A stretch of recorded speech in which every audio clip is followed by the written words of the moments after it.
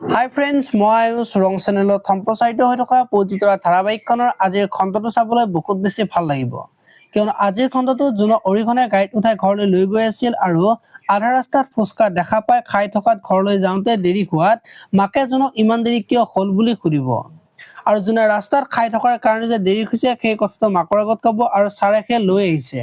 আৰু আজিকালি ছাৰে মোক বেছি গুৰুত্ব দিয়ে বুলি মাকৰ আগত ক'ব আৰু তেতিয়া মাকে সঁচাকৈ বাৰু আজিকালি বেছি গুৰুত্ব দিয়ে নেকি বুলি ভাবি থকা দেখিবলৈ পাব। এইফালে আকৌ জোনে আজি থানাত কাম কৰি থাকিব আৰু তেতিয়া জোনে পঢ়িবলৈ ওলাব আৰু তেতিয়া অৰিহণ গৈ জোনক ধৰিব আৰু তেতিয়া জোনৰ মনটো বহুত বেছি ভাল লগা দেখিবলৈ পাব।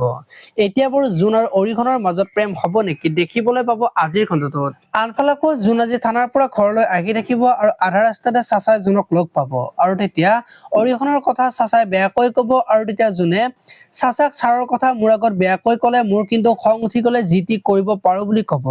এতিয়া বাৰু জোনে চাচাক মাৰিব নেকি দেখিবলৈ পাব আজিৰ খণ্ডটোত। আপোনালোকে পবিত্ৰ ধাৰাবাহিকখন চাই কেনেকুৱা পাই কমেন্ট কৰি জনাব।